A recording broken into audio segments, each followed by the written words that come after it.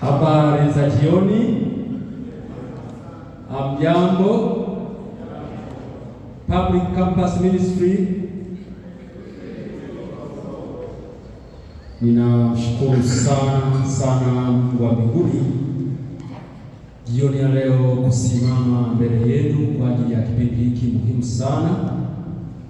Napenda niwakaribishe wote ambao tuko nje, sauti hii inawafikia, mwingie mara moja ndani kwa kadri inavyowezekana, ili tuweze kuanza pamoja katika kipindi cha mchana wa leo. Anayeongea nanyi anaitwa Mchungaji Harold William Mlisi. Yeye ni mkurugenzi wa idara ya huduma za uchapishaji katika jimbo la Nyanza Juu Kusini, lakini pia ni mkurugenzi wa idara ya afya. Jioni ya leo, kama ilivyo kwenye ratiba yenu hapo, tuna kipindi kinachoitwa uinjilisti wa vitabu wa wanafunzi. Uinjilisti wa vitabu wa wanafunzi. Tunapoanza kipindi hiki, niwaalike pale tulipo tufunge macho, tuweze kuomba kuruhusu Roho Mtakatifu aweze kutuongoza. Tuombe.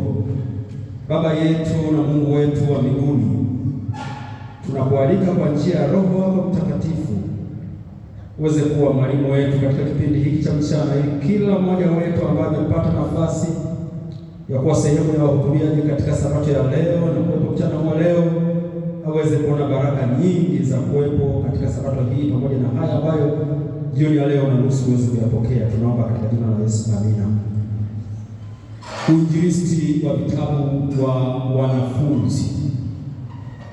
Napozungumzia uinjilisti, naomba nitangulie tusoma fungu la Biblia lililozoeleka sana juu ya uinjilisti. Marko 16 aya ya 15. Kitabu cha Marko sura ya 16 aya ya 15 ni fungu linalozungumzia uinjilisti. Kwa haraka ninapenda tujadili kidogo juu ya uinjilisti kama wanafunzi wa vyuo. Biblia inasema, akawaambia, nendeni ulimwenguni mote mkahubiri injili kwa kila kiumbe. Hata kama ungesoma Mathayo 28:19-20, ile agizo la nendeni, kwamba hili ndilo agizo la utume na ndilo agizo la kanisa na ndilo agizo la waumini na watu wote wanaomwamini Yesu Kristo kuwa Bwana na Mwokozi wa maisha yao, na kujiunga katika kanisa la Waadventista wa Sabato, kuwa sehemu ya waumini. Kazi kubwa ambayo Kristo ametupatia kuifanya ni kufanya uinjilisti. Sasa tunapozungumzia uinjilisti, kuna njia nyingi za kufanya uinjilisti. Kuna uinjilisti wa mahubiri ya hadhara, lakini pia kuna uinjilisti wa mtu mmoja mmoja, kufundisha Biblia, kufundisha mtu mmoja mmoja, zote ni njia za uinjilisti. Lakini pia kuna uinjilisti kwa njia ya redio, television, ama kupitia katika mitandao ya kijamii, kushare neno la Mungu kwa njia hizo. Lakini pia kuna uinjilisti kwa njia ya huduma za afya. Vituo vyetu vya afya vinaitwa mkono wa kuume wa Injili, ili wagonjwa wanapokuja, wanapotibiwa, wanapokutana na lugha nzuri za madaktari na kuelekeza kwa Mungu kupitia katika huduma za utabibu, watu wanamjua Mungu na kuongoka na kujifunza imani hii. Lakini pia kuna uinjilisti kwa njia ya shule na vyuo. Kanisa letu linajenga shule na vyuo mbalimbali kama University of Arusha, shule za msingi za sekondari.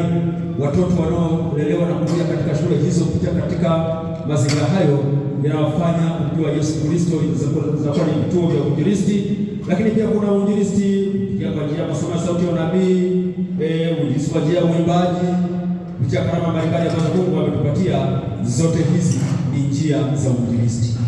Sasa jioni ya leo ninapenda kuzungumzia juu ya moja ya njia zenye mafanikio makubwa katika kazi ya uinjilisti. Ninazungumzia katika njia zote ambazo tunazitumia kwa ajili ya uinjilisti, iko njia ambayo ina mafanikio makubwa, inawafikia watu wengi zaidi, ambayo tunawatia moyo vijana wote ambao tumehudhuria katika ibada ya mchana wa leo kuijifunza, kuielewa na kuifanyia kazi. Inaitwa kupeleka ujumbe wa neno la Mungu wa wokovu kwa njia ya kusambaza vitabu vilivyo na ujumbe wa wokovu. Nikizungumzia vitabu hapa, nimebeba vitabu kadhaa kama mfano, vitabu vilivyoandikwa na waandishi wa Adventista wa Sabato ambavyo vina ujumbe wa wokovu. Yaani uingizi wa vitabu kwa lugha nyingine ni kuwafanya watu, kuwashawishi, kuwatia moyo ili wanunue ama kuwagawia hata bure wavisome, na wanaposoma vitabu hivyo ambavyo vina ujumbe wa wokovu, wanamwamini Yesu Kristo kwa Bwana Mwokozi wa maisha yao, wanakata shauri, wanamchagua Yesu Kristo na kujiunga na kanisa. Ni njia ya uinjilisti, inaitwa uinjilisti kwa njia ya vitabu. Kwa hiyo unaposikia uinjilisti wa vitabu au uinjilisti wa vitabu ni nini? Ni njia ya uinjilisti inayotumika badala ya kuhubiri kwa mdomo kama anavyozungumza na ninyi, badala ya kutumia mahubiri ya hadhara katika mikutano mbalimbali, badala yake unawapelekea ujumbe ulioandikwa. Kwa nini vitabu ni njia bora kuliko njia zingine? Naomba nisikilize. Kwa nini ni njia bora kuliko zingine? Kwa sababu kwanza kabisa vitabu, machapisho, maandishi ndiyo njia kuu ya kupokea elimu na maarifa na ujuzi. Sisi wote hapa tuko chuoni kwa sababu ya vitabu. Mwanadamu hakamiliki bila maandiko, bila machapisho, bila vitabu, njia ya elimu. Kwa hiyo maandishi au vitabu ni njia ambayo kwayo tunapokea elimu, maarifa, ujuzi kutoka kwa mambo moja kwa nyingine kupitia katika vitabu. Kwa nini vitabu? Vitabu ni njia inayoweza kuwafikia watu wengi zaidi, hata wale wasioweza kuhudhuria kwenye mikutano yetu. Huwa tunafanya mikutano ya hadhara, tunafanya effort, lakini kuna watu wengi ambao hata wakialikwa hawawezi kuja, lakini wale ambao wanauza vitabu au wanagawa vitabu, unaweza kupeleka vitabu popote. Kwa hiyo vitabu vinaweza kuwafikia watu hata ambao hawaji kwenye mikutano yetu. Kwa nini vitabu? Ujumbe ulioandikwa unaendelea kuwepo wakati na unadumu muda mrefu, wakati hubiri la mdomo huwa linasahauliwa kwa wepesi. Hiyo ndio sasa unaweza kuona faida au kutofautisha kati ya fasihi andishi na fasihi simulizi. Fasihi andishi inadumu kwa muda mrefu, inaendelea kuwepo, inaendelea kuwa hai, mtu anaendelea kujifunza kwamba hata kama amekuja mtu amehubiri zuri kama mwenyekiti wetu wa jimbo mchana wa leo, lakini hubiri la mdomo linasahaulika kwa wepesi. Lakini ikiwa akigawa vitabu, lile hubiri liwe katika maandishi linaendelea kuwepo, unaendelea kujifunza. Kwa hiyo ujumbe ulioandikwa unadumu muda mrefu zaidi na unaendelea kuwepo. Lakini kwa nini vitabu? Ujumbe ulioandikwa haubadiliki, wala hauogopi, wala hauchagui mazingira. Kama jambo ni baya ni baya, kama jambo ni zuri ni zuri, kama ni dhambi ni dhambi. Kwa hiyo haubadiliki, hauchagui mazingira. Ujumbe ulioandikwa, mhubiri mtu anaweza akasimama mbele ya watu kama hivi, halafu akaona watu akaogopa hadhira anayoiona, akabadilisha maneno kwamba aseme hivi, akapapinisha. Lakini kitabu ni mjumbe asiyebadilika, wala haogopi imani ya mtu. Kama ni dhambi, anaendelea kusema dhambi. Ndio faida, thamani ya ujumbe ulioandikwa. Kwa nini vitabu? Ujumbe ulioandikwa unaenda hata mahali ambapo mahubiri ya hadhara yamezuiwa. Ujumbe ulioandikwa unaenda hata mahali ambapo mahubiri hadhara yamezuiwa. Niliwahi kuwa mchungaji kule Zanzibar, kule Pemba, miaka ile ya vuguvugu la uamsho, ilikuwa miaka 2011 na kuendelea. Kulikuwa hakuna mikutano ya hadhara inayoweza kufanyika, lakini tuliweza kuwafikia watu kwa njia ya vitabu. Wakati ule kitabu kinaitwa Tumaini Kuu, kwa njia ya vitabu tunakwenda kwa watu, tunawagawia vitabu. Kwa hiyo ujumbe wa wokovu unafika. Kwa hiyo vitabu vinafika mahali ambapo hata mahubiri ya mdomo yamezuiwa. Kwa nini vitabu? Roho ya nabii kwanza inasema hivi katika kitabu cha Popota Ministry au kinaitwa Uinjilisti wa Pemba, anasema kwamba kuna mahali pengi ambako sauti ya mchungaji haiwezi kusikika, mahali ambako kunaweza kufikiwa na machapisho yetu, vitabu, magazeti na vitini vilivyojaa ukweli wa Biblia ambao watu wanahitaji. Haya ni maneno ya mjumbe wa Mungu Ellen White. Anasema kwamba kuna mahali pengi ambako sauti ya mchungaji haiwezi kufika, lakini mahali hapo vitabu vinaweza kupata nafasi na magazeti ambavyo vina ujumbe wa wokovu. Kwa nini vitabu? Kusambaza vitabu ni njia rahisi. Hata wale ambao hawana gharama za kuhubiri, kusimama mbele za watu, wanaweza kugawa vitabu. Na vitabu au ujumbe wa vitabu, uinjilisti kwa njia ya vitabu unafanywa kwa njia kuu mbili. Njia ya kwanza, kununua na kwenda kuuza kama wanavyofanya wainjilisti wa vitabu kulingana na utaratibu na sera inavyoelekeza, kwa njia ya kuuza. Lakini pia aina nyingine ya uinjilisti wa vitabu ni kwa njia ya kugawa bure, kwamba unanunua vitabu halafu unaweza kuwagaia watu bure, kama ambavyo nimeshika hapa. Kitabu kinaitwa Uwe Tayari, Yesu Anakuja. Unapotoa kitabu ambacho kina ujumbe namna mbalimbali, unapokwenda kuvigawa tayari unafikisha ujumbe wa wokovu. Hata hapa na kitabu kingine kinaitwa Nuru Gizani, kimeandikwa na mchungaji Msafiri Mtenzi. Ni moja ya vitabu vizuri sana, vina ujumbe wa namna mbalimbali, mafundisho ya wafu, Sabato, Amri 10 na kadhalika. Kwa hiyo unanunua kitabu na unapokwenda kuwagaia wengine kwa namna hiyo, umeshafikisha ujumbe huo. Kwa hiyo kusambaza vitabu ni njia rahisi, sio lazima uwe na ujuzi mkubwa sana. Kila mtu anaweza kusambaza vitabu. Lakini pia kwa nini vitabu? Roho ya nabii inasema hivi katika kitabu cha Shuhuda za Kanisa, kitabu cha 4, anasema kwamba kama ipo kazi iliyo na maana zaidi ya nyingine, ni ile kazi ya kuvipeleka vitabu na magazeti yetu mbele za watu, kwa sababu ya kuongoza watu kuyachunguza maandiko matakatifu. Kama ipo kazi ambayo anasema kwamba iliyo muhimu zaidi, ni kazi ya kusambaza vitabu na magazeti yetu ambayo yanaongoza watu kuchunguza maandiko matakatifu. Hiyo ni roho ya nabii. Roho ya nabii inasema hivi, Bwana anahitaji kwamba kila muumini aweze kuhusika katika kusambaza vitini na machapisho ambavyo vina ukweli wakati huu. Sasa mara baada ya utangulizi huu, ninaomba unisikilize katika kipande hiki cha muhimu sana ambacho hasa ndicho kimefanya nimesimama jioni hii ya leo: uinjilisti wa vitabu wa wanafunzi. Uinjilisti wa vitabu kwa wanafunzi wa vyuo mbalimbali, vyuo vikuu, vyuo vya kati na kadhalika. Roho ya unabii inasemaje juu ya uinjilisti wa vitabu kwa wanafunzi wa vyuo?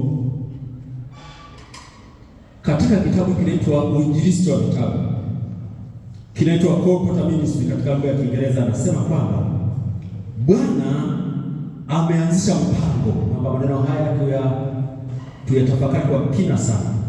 Anasema Bwana ameanzisha mpango ambao kwa huo wanafunzi wengi katika shule zetu wanaweza kujifunza masomo kwa njia ya vitendo ambayo yanahitajika kwa maisha ya baadaye. Kwamba Bwana ameanzisha mpango ambao kwa huo wainjilisti wanafunzi wanaweza wakajifunza kwa njia ya vitendo. Anaendelea anasema kwamba ametupatia fadhila ya kushughulikia vitabu vya thamani ambavyo vimewekwa wakfu kwa maendeleo ya kazi yetu ya elimu na tiba kwa wagonjwa. Naendelea kuna kitu katika kitabu hicho, anasema kwamba katika kushughulikia hasa vitabu hivi, vijana watakutana na uzoefu mkubwa ambao utawafundisha jinsi ya kukabiliana na matatizo yanayowasubiri katika maisha ya mbeleni. Kwamba katika kushughulika na vitabu, katika kuingia katika kambi ya kuuza vitabu, vijana watapata masomo ambayo yatakuwa na manufaa makubwa katika maisha yao ya mbeleni. Naomba nisikilize maana yake nini. Anasema kwamba wakati shule zinapofungwa, kutakuwa na fursa kwa wengi kutoka kwenda kazini kama wainjilisti wa vitabu. Wakati shule zinapofungwa, kwamba kijana Mwadventista Sabato anashauriwa, anatiwa moyo katika miaka yake mitatu kama anasoma digrii ya kwanza, kwamba angalau hata atumie likizo yake moja kubwa, ile ya mwezi wa 7 mpaka wa 10 kwa ajili ya kwenda kuuza vitabu. Anasema kwamba kutakuwa na fursa kwa wengi kutoka kwenda kuuza vitabu kama wainjilisti wa vitabu. Mwinjilisti wa vitabu huenda katika nyumba nyingi ambapo ataacha vitabu vya thamani vya kusomwa vyenye ukweli wa wakati huu. Nimeendelea kusoma katika kitabu hicho cha Corporate Ministry. Kitabu hiki kiliandikwa mwaka 1903. Hata katika gazeti la Review and Herald ukurasa wa 27 anazungumzia maneno hayo ya mwaka 1903. Kwa hiyo uinjilisti wa vitabu kwa wanafunzi ni wito unaotolewa kwamba kila mwaka kijana mwanafunzi atumie angalau likizo yake moja kwenda kuuza vitabu. Kwa nini? Kwa nini? Ndio mimi nasema kwamba nimekuwa na nuru ya pekee kuhusiana na kazi ya uinjilisha wa vitabu kwa vijana, na fikra na mzigo huu haviniachi. Mama wetu alipokuwa anapewa jozi aliambiwa hivyo, na baadaye anasema kwamba kazi hii ni njia ya elimu. Yaani kazi ya uinjilisha wa vitabu kwa vijana ambao wanachukua likizo yao moja kwa kufanya hiyo, sio tu wanauza vitabu, lakini ni njia ya elimu. Kwa vipi? Anasema kwamba ni shule bora kabisa kwa wale wote wanaojitayarisha kuingia katika kazi ya kichungaji. Kama kuna vijana ambao wanajisikia wana njozi, wana wito wa kumtumikia Mungu, wanatamani katika maisha yao ya mbeleni waweze kufanya kazi ya kichungaji, kazi ya uinjilisha wa vitabu ni shule bora kabisa kwa wote ambao wanatamani kuwa wachungaji, kwa sababu kupitia katika kazi hiyo wanapata uzoefu unaotakikana sana katika kazi ya kichungaji. Nisikilize tena, anasema kwamba wale wanaojiandaa kwa uchungaji hawawezi kuingia katika kazi nyingine yoyote ambayo itawapa uzoefu mkubwa kama ile kazi ya uinjilisti wa vitabu. Hiyo ni kitabu cha Shuhuda za Kanisa, kitabu cha 6 ukurasa 334 kilichoandikwa mwaka 1900. Ndio kama umenisikia vizuri. Halo? Au tuweza tuko pamoja? Anasema kwamba kama kuna kazi ambayo inawatayarisha vizuri wale wote ambao wataenda kufanya kazi ya kichungaji, wanajisikia wito huo, ni kazi ya uinjilisti wa vitabu. Anaendelea anasema kwamba kuna mengi magumu katika kazi hii, katika kazi ya uinjilisti wa nini na vitabu. Nisikilize vizuri hapo. Kuna mengi magumu katika kazi hii kuliko katika baadhi ya matawi mengine ya kazi. Kila kazi ina changamoto. Kwenye vijana, kwenye shule ya Sabato, kwenye huduma, kwenye nini kuna changamoto. Na kwenye uinjilisti unasema kwamba kuna mambo mengi magumu ukilinganisha na kazi nyingine, lakini masomo utakayojifunza, mbinu na nidhamu inayopatikana ndani ya kazi hii vitakufanya ufae katika maeneo mengine ya huduma, mahali ambapo unaweza kuhudumia roho za watu huko mbele. Bwana asifiwe sana. Sasa utanielewa vizuri nikikupatia faida za kujiunga na programu ya uinjilisti wa vitabu wakati wa likizo, angalau katika maisha yako, faida ya wale ambao wanajiunga na programu hii. Anasema katika uinjilisti wa vitabu vijana wanaweza kuandaliwa vizuri kwa kazi ya uchungaji kuliko kwa kutumia miaka mingi sana shuleni au vyuoni. Yaani pamoja na kwamba miaka 3 ya kwenda unaweza kuarusha, miaka 3 ya kwa Baraton unaweza kule Uganda au vyuo mbalimbali. Kwenye uinjilisti wa vitabu, masomo ambayo unayasoma kwa njia ya vitendo yanakutayarisha sana kuliko kazi nyingine. Endelea kusikiliza. Wale wanaochukua kazi hii kwa kadri wanavyopaswa kujiweka wenyewe mahali ambapo wanajifunza kutoka kwa Kristo na kufuata mfano wake. Elimu bora kabisa, sikiliza anaposema tena. Anasema elimu bora kabisa ambayo vijana wanaweza kuipata ni kwa kuingia katika kazi ya uinjilisti wa vitabu na kufanya kazi nyumba kwa nyumba. Katika kazi hii watapata fursa ya kuzungumza maneno ya uzima. Katika kazi watapata fursa ya kuzungumza maneno ya uzima. Sasa hapa, kabla sijamaliza wasilisho hili, napenda nikutajie faida za kujiunga na uinjilisti wa vitabu wa wanafunzi. Na faida hizo wale ambao tumewahi kushiriki tumezipata na tumeona baraka wa Mungu katika kazi hiyo. Mimi ninayezungumza na ninyi nilijiunga na uinjilisti wa vitabu mwaka 1995. Wengine walikuwa wajazaliwa hapa mwaka 1995. Na nilikuwepo katika kazi hiyo miaka 15 kabla sijaingia katika kazi ya kichungaji. Lakini nilipokwenda chuo kikuu cha Arusha, mimi binafsi nilitumia miaka yote 3 ya likizo, ile mwezi wa 7 mpaka wa 10 wakati wa likizo, isipokuwa tu ule muda ambao unaenda field. Hata katika kwenda field nilikuwa naangalia maeneo ambayo kama inaweza nikawa na vitabu huko, naendelea na hiyo, nilikuwa nafanya hivyo, kukaa katika kambi za kufanya kazi hiyo. Sasa nisikilize, kwa nini ni muhimu? Faida gani unaipata katika kazi hiyo? Maana wengine wanaangalia tu changamoto, hawaangalii faida ambazo unaweza kuzipata. Faida utakazozipata ni hizi zifuatazo. Faida ya kwanza, Kazi ya uinjilisti wa vitabu inakupatia kwanza, inakupatia uzoefu wa kumtumikia Mungu. Bwana asifiwe sana. Unapata uzoefu wa kufanya nini? Unaanza kujifunza kumtumikia Mungu, maana ni kazi ya Mungu. Unapata uzoefu wa kumtumikia Mungu kupitia katika kazi ya uinjilisti wa vitabu. Faida namba moja. Faida nyingine, kwanza katika faida hiyo nasema kwamba kazi ya uinjilisti wa vitabu kama ikifanywa vizuri ni kazi ya umishonari ya daraja la juu zaidi, na ni njia nzuri na yenye mafanikio kama ikitumika kwa kuweka mbele za watu kweli muhimu kwa wakati huu, kama ilivyokuwa zamani za mtuma wa mishonari, kama tunatafuta mishonari wa kwenda kule siji wapi, kwenda Afrika Magharibi, wa mishonari wa kwenda Malawi, wa mishonari ilivyokuwa miaka hiyo. Kazi ya uinjilisti wa vitabu ni kazi ya mishonari, kwa sababu kupitia katika kupeleka vitabu, wafanya watu kusoma vitabu, kwenda katika eneo ambalo halina walinzi wa Sabato, kuwapelekea vitabu, kugawa vitabu, tayari wafanya kazi ya mishonari, kwa sababu watu wanaposoma vile vitabu vinawezesha kumjua Mungu. Lakini faida nyingine, kazi ya uinjilisti wa vitabu inakufanya kuwa karibu na Mungu kwa njia ya maombi na kusoma neno la Mungu. Kazi hii inafanywa kwa maombi na kumtegemea Mungu. Kwa hiyo kwa njia ya kufanya hii kazi inamfanya yule anayefanya kuwa karibu na Mungu. Waandishi wa vitabu wanaomba asubuhi wanapoondoka kazini, wanatembea wanaomba, wakifika kwa mteja wanaomba kimoyomoyo kwamba Mungu nisaidie, Mungu nipatie maneno, niwezeshe kuzungumza na huyu mtu, niwezeshe anunue kitabu. Kwa namna hiyo inamfanya maisha yake kuwa na maombi. Kwa hiyo kwa njia ya maombi inafanya kuwa karibu na Mungu zaidi kwa njia ya maombi na kusoma neno la Mungu. Lakini faida ya tatu, inakupa uzoefu wa kukutana na watu wa aina mbalimbali na kukuza uzoefu wako wa kuongea na watu. Hata ukiitwa kwenye mahali pa kwenda kufanya mjadala, inakupatia uzoefu wa kukutana na watu wa aina mbalimbali. Waandishi wa vitabu unakutana na watu wakali na watu wapole, watu wajeuri na watu wema, matajiri kwa masikini, waliosoma ambao hawakusoma, watawala, viongozi, wanafika kwa wakuu wa mikoa, kwa wilaya, kwa nini, kwenye mashule, kwenye mataasisi. Kwa hiyo inampatia uzoefu wa kukutana na watu wa aina mbalimbali.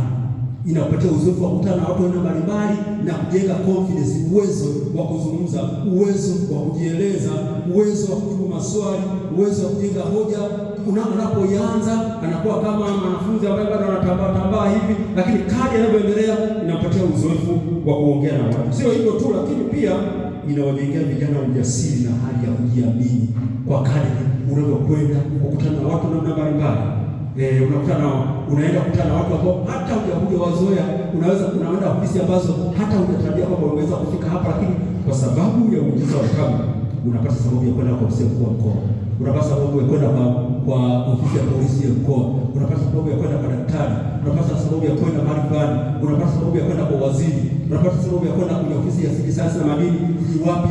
Unapata sababu kwamba una nini, una vitabu, una nini, una ujumbe, una nini, una vitabu ambavyo vinasaidia juu ya magonjwa, juu ya kansa, juu ya kisukari. Unapata sababu ya kuingia kwenye hiyo ofisi, unapata sababu ya kukutana na huyo mtu, nafasi ambayo kama usingefanya hiyo kazi usingepata sababu ya kwenda kama huko. Faida nyingine, inawafundisha vijana kujitegemea na kujipatia kipato kupitia katika uinjilisti wa vitabu. Tunapata kipato kile cha pata ile pasenti inayomwangukia 45% kwa uinjilisti wa vitabu unapata, na uinjilisti wa vitabu wanafunzi pia tuna utaratibu maalum ambao katika hiyo inaanza kumsaidia mwanafunzi kuanza kujipatia kipato. Wanapata kipato huko wanafanya kazi ya Mungu. Ni kazi ya Mungu ya kuomba na watu, lakini kwa namna hiyo inakupatia kipato. Lakini pia faida nyingine, inawafundisha vijana uvumilivu, subira na kutokukata tamaa. Wakati unaweza ukaenda usiuze, ukatembea siku 2-3, kwa hiyo inakufundisha subira, kutokukata tamaa, uvumilivu na kuendelea kuomba na kutegemea Mungu. Uvumilivu ambao unatakiwa kwenye maisha yako ya mbeleni, hata ukiwa daktari, ukiwa mwalimu, ukiwa wapi, inakusaidia katika kipindi cha kufanya programu hiyo. Inakuza moyo wa uvumilivu, inakuza moyo wa kufanya kazi bila kukata tamaa. Hiyo ni faida. Lakini pia faida nyingine, inawafundisha vijana namna ya kusimamia fedha zao, uzoefu wa kupata pesa na kutumia fedha na uangalifu kwa kile kipindi cha kukaa kwenye ile kambi.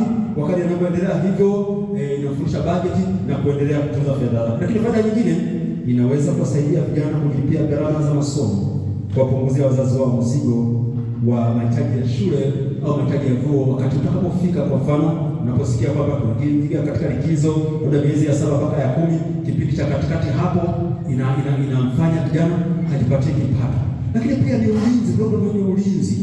Badala ya kijana kwenda kwa mjomba, kwa shangazi, anaenda wapi, badala ya kwanza kujiingiza katika mambo yasiyofaa, akiingia kwenye kambi ya watu wa Mungu, wanafunzi ambao wanaomba, wanaenda kazini wanaomba, ni ulinzi dhidi ya kuingia katika tabia zingine mbaya.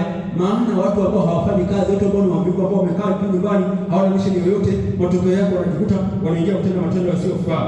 Kwa hiyo wale wote ambao wanaenda kujiunga na kukaa katika kambi hiyo, tayari wamekaa mahali ambapo pana ulinzi. Maana wanaomba asubuhi, wanapata semina, wanaganyika wawili, wanaenda kufanya kazi, wanarudi, wanaomba, wanaenda kujifunza. Kwa hiyo ni ulinzi, inamweka kijana katika mazingira ya kiroho ambayo katika kipindi hicho yanaendelea kumuimarisha asimame vizuri. Lakini pia kazi hii inakuza kipaji cha kuongea na kuongeza uwezo wa kuongea mbele za watu, uwezo wa kuongea vizuri zaidi. Katika karama zote walizopewa wanadamu, hakuna karama nzuri kuliko karama ambayo tutadaiwa siku ya mwisho, karama ya usemi. Uinjilisti wa vitabu ni kazi ambayo inamfundisha mtu kusema, kujifunza namna ya kusema vizuri, kujifunza namna ya kumtambulisha mwenzake, kutambulisha shirika analotoka, kutambulisha kazi anayofanya. Lakini pia kupitia katika kazi hii inamfanya kijana awe anayesoma vitabu vingi sana, kwa sababu wainjilisti wa vitabu wanauza vitabu vya aina mbalimbali, vitabu vya afya, vya kiroho, vya waandishi wa namna mbalimbali. Kwa hiyo vitabu vyote mwinjilisti au kijana anaviona, anajua, anaangalia hiki kitabu kimeandikwa na nani, kinaitwaje, kimeandikwa na nani, kinaandikwa mwaka gani, content yaliyomo, anakipitia, anakiona, kinamfanya kijana kusoma vitabu vingi. Na kama ambavyo tunasikia usema kwamba soma vitabu pate nini? Soma vitabu. Inamfanya kijana asome vitabu vingi. Unajua, kwa kusoma vitabu akili zetu zinakuwa, uwezo wetu wa kufikiri unaongezeka. Kwa hiyo moja ya faida, kijana anakuza uwezo wake wa uelewa wa mambo. Anasoma vitabu vya afya, anasoma vitabu vya psychology, anasoma vitabu vinavyohusiana na afya, sijui malezi ya watoto, sijui uchumba, kuoa, kuolewa, vitabu vya kiroho, vitabu vya unabii, sijui na siku zetu na kadhalika. Kwa kupitia katika vitabu, kwa sababu unapokuwa kambini, kazi kubwa anayofanya ni kusoma vitabu. Kwa hiyo uwezo wake unaongezeka, hekima yake inaongezeka, namna ya kuongea na watu inaongezeka, uelewa wake wa mambo unaongezeka. Na hiyo ni uzoefu unaopatikana sana katika maisha yake ya baadaye, maisha yake ya mbeleni. Baadaye unaona kwamba, unajua, kile ambacho mtu anafidi kwenye ubongo wake ndivyo alivyo. Miili yetu inajengwa na chakula tunachokula, lakini akili zetu, ubongo zetu unajengwa na vitu fulani ambavyo unavisoma, unavyoviingiza kwenye akili yako. Kwa hiyo vijana ambao wanaalisha akili zao, ubongo zao, neno la Mungu, vitu vyenye thamani, vitu vyenye maana. Kwa hiyo vinafanya vijana hawa wanakuwa wema, wanakuwa wazuri, wanakuwa wanaofaa kuja hata kuongoza nchi yetu, kuja kuongoza kanisa na kadhalika, kwa sababu wanaingiza vitu ambavyo vinafaa katika akili zao. Hizi zote ni faida. Faida nyingine, inawapa vijana fursa ya kukutana na vijana wenzao na kubadilishana mawazo na uzoefu kule wanapokaa kule kambini. Lakini pia kwa wale ambao wanajisikia kuingia katika kazi ya kichungaji, kama nilivyosema kwamba kazi ya student conversion program ni kazi inayoandaa vyema sana kuchukua na kubeba majukumu ya kichungaji hapo mbele. Lakini mwisho, inawafundisha vijana kumtegemea Mungu wakati wa taabu na majaribu, maana kupitia katika taabu na changamoto mbalimbali zinawafundisha. Lakini pia uinjilisti wa vitabu unawafundisha vijana kuwa wazalendo katika kanisa la Waadventista wa Sabato na kwa taifa lao kwa ujumla, maana inawasaidia kutumikia kanisa. Uzalendo ni hiyo hali ya mtu kuipenda, kuithamini na kujitoa kwa ajili ya nchi yake na kujitoa kwa ajili ya kanisa. Faida kubwa kuliko zote, hii nasoma katika fungu la Biblia Mathayo 19. Hii ni fungu la mwisho, Mathayo 19. Hii sasa ni faida kubwa kuliko zote. Mathayo 19 aya 27. Biblia inasema hivi: ndipo Petro akajibu akawaambia, tazama, sisi tumeacha vyote tukakufuata, tutapata nini basi? Yesu akawaambia, amini nawaambia ya kwamba ninyi mlionifuata mimi, katika ulimwengu mpya atakapoketi mwana wa Adamu katika kiti cha utukufu wake, ninyi nanyi mtaketi katika viti 12 mkiwahukumu kabila 12 za Israeli. Mwisho anasema, na kila mtu aliyeacha nyumba au ndugu wa kiume au wa kike au baba au mama au watoto au mashamba kwa ajili ya jina langu atapokea mara ngapi jamani? Atapokea mara 100 na kuurithi uzima wa milele. Faida kubwa kuliko zote, kumtumikia Mungu kutatuwezesha kupata uzima wa milele. Kwa namna hiyo, Biblia inasema kwamba wale walio na hekima watang'aa kama mwanga wa angaza, wale wanaoongoza wengi kutenda mema, na wewe unakuwa katika timu ya watu ambao wanajitahidi kuongoza wengine kutenda mema. Sasa mwisho, sifa za mtu anayestahili kujiunga na programu ya uinjilisti wa wanafunzi. Wale walio na sifa za kujiunga na uinjilisti huu, sifa kuu ziko 3 tu. Sifa ya kwanza, awe mshiriki wa kanisa la Waadventista wa Sabato mwenye ushirika hai katika kanisa lolote mahalia. Anayestahili kujaza fomu na kujiunga na programu hii, sifa ya kwanza, anayeruhusiwa kujiunga lazima awe mshiriki aliyebatizwa katika kanisa la Waadventista wa Sabato na ana ushirika wa hai katika kanisa mahalia, mahali fulani, kwenye conference yoyote, bali mshiriki wa kanisa. Sifa ya kwanza. Sifa ya pili, awe na mwenendo mzuri au kuishi kulingana na maadili au mafundisho ya kanisa la Waadventista wa Sabato.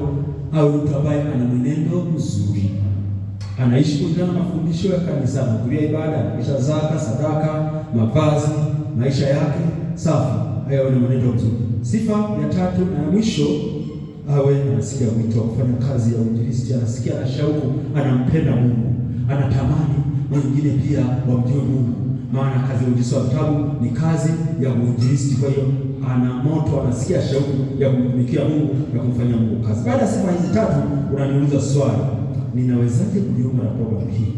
Namna ya kujiunga. Namba 1, kwanza unajitoa. Kwamba ukisikia matangazo recruitment inafanyika kama ilivyo hapa hivi, kwamba kuna programu hiyo inaanza, kama ambavyo ninawatangazia kwamba mwaka huu tuna vituo mbalimbali. Hapa Mbeya tutakuwa na kituo, kule Tunduma tutakuwa na kituo, Dodoma tutakuwa na kituo, tunataja vituo vya union yetu, Morogoro tutakuwa na kituo, Dar es Salaam tutakuwa na vituo viwili, Mtwara tutakuwa na kituo. Hivi ni vituo ambavyo viko katika union yetu. Kwa hiyo ukijitoa katika programu hii, utaandika kwamba ni wakati wa likizo yako unaenda wapi, halafu jina lako unapolipeleka kule ili upangwe katika kituo ambacho utakuwa wakati wa likizo yako. Kwa hiyo hapa Mbeya tutakuwa pia na kituo kama hicho. Kwa hiyo unajitoa, halafu unajaza fomu. Hapa nimekuja na fomu, wale wote ambao mlijaza majina yenu ya kujiunga na programu hii, nimekuja na fomu hapo. Mara baada ya kipindi hiki mtaniona unajaza fomu ambayo ina maelekezo yote yanayohusu wewe, majina yako, namba ya simu, mtaa unaotoka, mchungaji wako wa mtaa na namba yake ya simu, ushirika wako ulipo wa kanisa mahalia na kadhalika. Unajaza hiyo fomu, unaikusanya, inabaki nayo fomu hiyo. Majina hayo tunayatuma katika union yetu, alafu tunapanga katika kituo kimoja hapo. Kama tutapanga Mbeya, tutapanga Tunduma, wapi, na muda unapofika na ni lini, wakati tunapofunga vyuo vya wakati huu.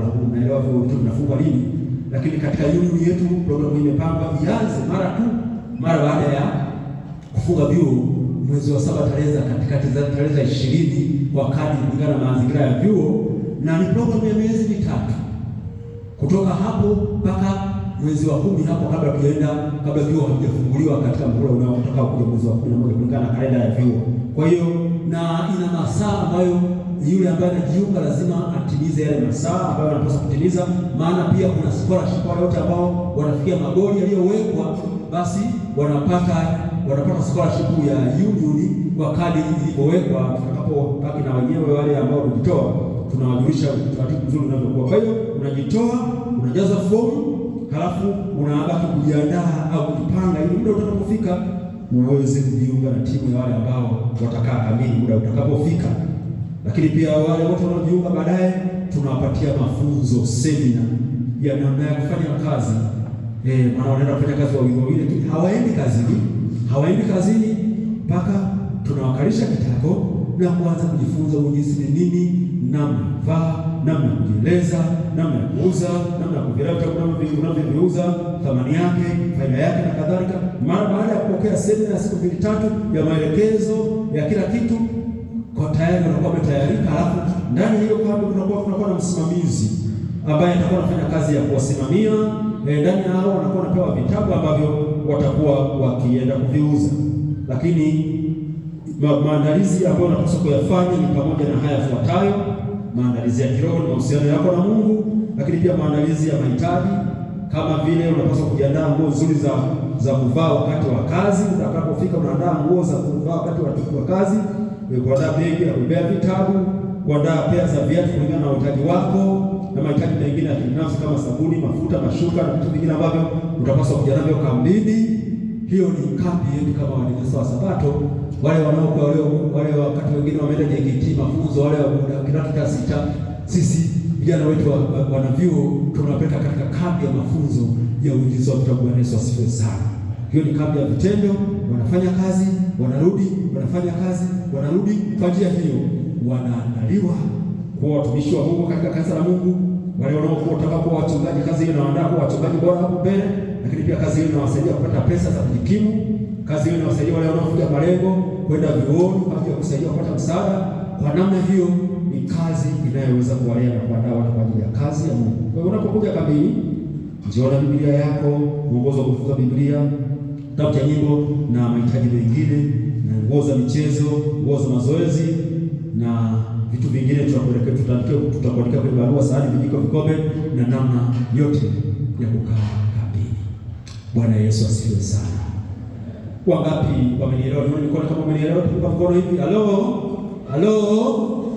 Ya, asante, naamini mmenielewa. Nilikuwa na muda wa kusema maswali, lakini muda wa maswali haupo. Sijajua kama nimetumia muda mrefu sana mchepeoni sana. Nisamehewe tu kama nimejiba muda zaidi, lakini hiyo ndio programu ya uinjilisti wa vitabu kwa wanafunzi wa vyuo vikuu na wanafunzi wa vyuo vya kati. Na naomba niulize swali katika mkutano huu, wangapi ambao tayari walishajitoa kujiunga na programu hii? Nyosheni mikono ambao kwa hapa ambao wameshajitoa, nyosheni mikono. Nielewe wale ambao unapaswa kuangalia fomu jioni hii. Nyosheni mikono wale ambao mlishakuepo kabisa. Simameni na msimame kabisa wale wote ambao tushajitoa. Simameni kabisa huko, maana katikati ya viongozi wetu walipita wakaandikisha. Wale wote ambao tumeshajitoa tunaomba tusimame tunapogawanya na waweze kujaza fomu yako. Ni kitendo cha dakika moja tu. Asante, ni hizo. Harakisha na dakika moja tu. Wale wote ambao wanatamani kujiunga na hii program, tumesikia tunataka kuona sisi, njoo hapa mbele mara moja, dakika moja. Naomba wagawie tafadhali, jaza fomu tuwahi kabisa. Wale wote ambao tunatamani kuingia katika program hii ya mwaka huu ya msimu utakapokuja, tafadhali njoo, tumia fursa hii. Ndio fursa yenyewe hii, tafadhali njoo, chukua fomu, jaza, tutakuelekeza kwa namba yako ya simu na kadhalika. Kila mmoja uchukue fomu hii uweze kujaza. Asante. Kama unafikiria kuja haraka, tafadhali usichukue muda mrefu, kwa sababu sitaki kuchukua muda mwingine zaidi, na kuna kipindi kingine tena kinakuja mara baada ya kipindi hiki. Asante pia unaokuja. Asante. Kuna mwingine asante. Sasa ni waalike mwingine wote tusimame. Niite shepherd wetu awazikuja na kupatia ombi, alafu mimi nitaenda mtajaza fomu sasa hivi, alafu baadaye tutakusanya, nitatupatia ombi ya kupitia. Mwenyezi Mungu Baba mtakatifu, tunakushukuru wewe, kila wakati unatutafuta watoto wako. Tunakushukuru kwa mchungaji Lisi ambaye katika kutaniko hili takatifu umemwongoza kutuambia maneno makuu ya utume wa watu wako kuokolewa, kama lile fungu la kwanza tulilosikia katika Marko 16:15, ndilo ambalo hata mwisho wa yote tumeitika ya kwamba tutakuwa tayari kwa ajili ya kufanya kazi yako, kugawa vitabu, kwenda kuvisambaza kwa mauzo na watumishi wako hawa wameitikia kwa moyo wa kupenda kwamba katika nyakati zao za likizo, huenda pia katika maeneo ya campus, watakuwakilisha kwa njia ya vitabu Bwana. Kwa kuwa Mungu wamechagua fungu lililo jema, sisi waja wako tunawainua na kuwakabidhi mikononi mwako, kwa nia ya dhati waliodhihirisha hata wakapanda katika jukwaa hili, ya kwamba Baba, tunajitoa kwa utukufu wako, tukiwa masomoni pale tunapopata nafasi tutawanye vitabu, nyakati za likizo tugawe vitabu. Baba, wamekupenda na kujitoa kwa uwiano, ruhusu ikawe ni sadaka njema katika jina la Yesu. Uwainulie afya njema, ili kwa afya hiyo wakafanye makuu katika jina la Yesu. Kupitia huduma hiyo, manufaa tuliyosikia yakisemwa yakaonekane kwao katika jina la Yesu. Na yamkini huenda wako wengine wanafikiria bado hao nao, ruhusu wakakupatie nafasi ya kutawanya vitabu katika jina la Yesu. Tuko nyakati za mwisho, uovu unaongezeka, Kristo unarudi, lazima tuuandae ulimwengu kwa vitabu ili ulimwengu upate kuokolewa. Asante kwa Pastor Risi, asante kwa huduma itakayoendelea. Ruhusu kupitia tukasa watu wengi wakaokolewa kwa vitabu. Kwa jina la Yesu Kristo tunashukuru. Amen.